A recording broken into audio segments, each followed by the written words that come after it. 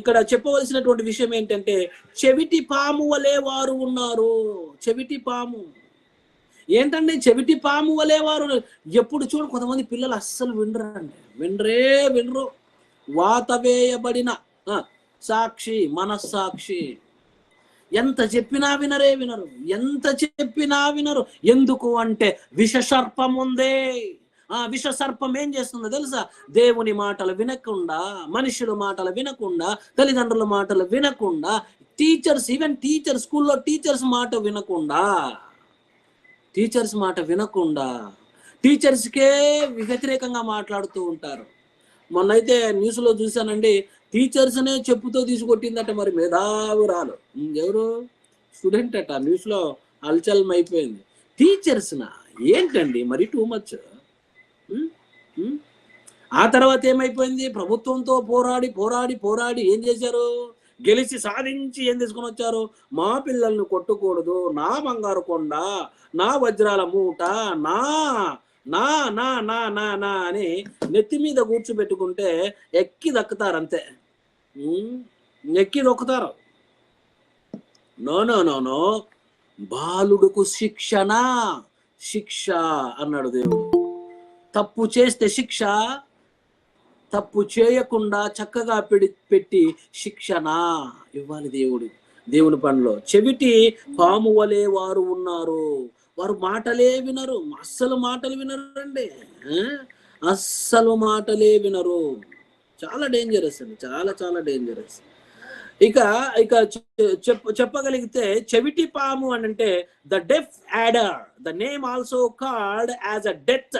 Wow, చెవిటి పాము పేరు చెప్తున్నా నేను. చెవిటి పాము, దానికి చెవులు ఉండవు, ఎవడి మాట విందు. ఆ చెవిటి పాము ఏంటంటే ఈ deaf adder, name also known as the death adder. Deaf adder, DEF, deaf adder, ADDER. Name also known as the death adder. అంటే ఈ చెవిటి పాము కొరికితే సావే. చాలా డేంజరస్ అండి. చెవిటితనం అనేటువంటిది చాలా డేంజరస్ అండి బాబోయ్. నాకు చిన్ననాటి నుండి సమాజంలో చూశాను కదా, వాళ్ళ పరిస్థితులు చాలా ఘోరంగా ఉంటాయి. ఇక డెఫ్ పాముల గురించి చెప్తా ఉన్నాడు ఇక్కడ. చూద్దాం ఇవి ఎంత dangerous. So refer to highly venomous snake species, Acanthopus antarcticus, found in Australia లాంటి దేశాల్లో ఉంటాయట. చాలా ప్రాంతాల్లో ఉంటాయి ప్రపంచంలో.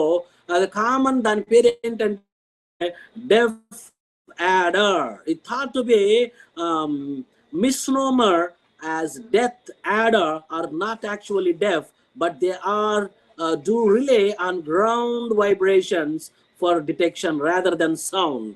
ఇవేం చేస్తాయనంటే ఇలా డైరెక్ట్ గా చెవులతో వినకుండా మనుషులు కలిగించే శబ్దాలు వస్తాయి కదా, ఆ శబ్దాల నుండి వైబ్రేషన్స్ వెళ్తాయి కదా, ఆ వైబ్రేషన్ గురిపట్టి వెళ్ళి కాటేస్తే దెబ్బకు చనిపోతారంటే చాలా డేంజరస్ ఉండేటువంటి పాము.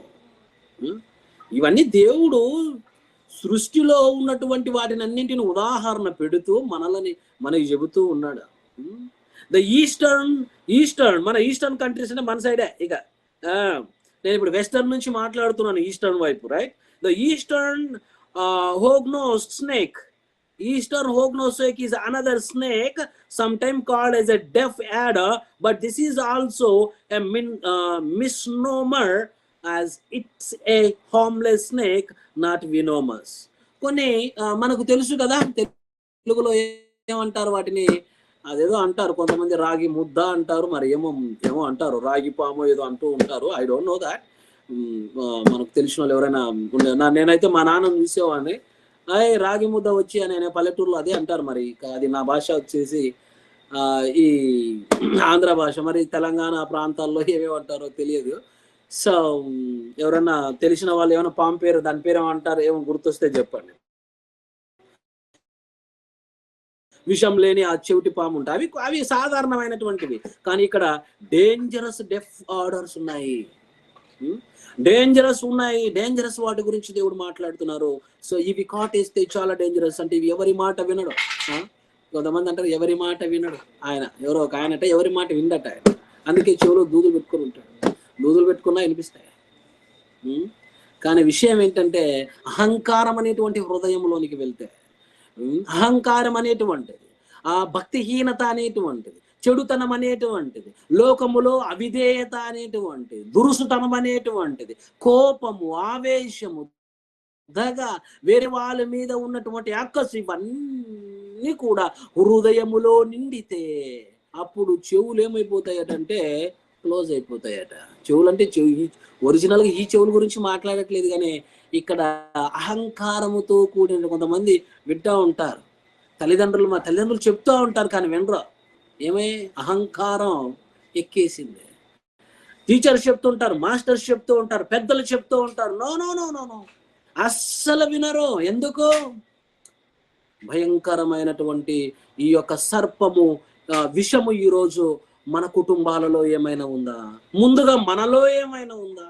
మనలో ఏమైనా ఉంటే ఈరోజు వెంబడే దేవా, ఇదిగో ఎలాంటి విష సర్పాముకైనా, ఎలాంటి విషముకైనా విరుగుడు యేసు క్రీస్తు శబ్దపు మాటలో, యేసు క్రీస్తు మాటలే ఎలాంటి పాము విషముకు అది విరుగుడు. ఎలాంటి విషముకైనా సరే అది విరుగుడుగా పనిచేస్తుంది. That is called antidote. అది ఈ విషాన్నంతటిని తీసివేసి నిమ్మలంగా, నెమ్మదిగా, ప్రేమాస్వరూపిగా మారుతుంది. ఇది మనలో ఉందా? తీసివేయాలి. మన కుటుంబంలో ఉందా?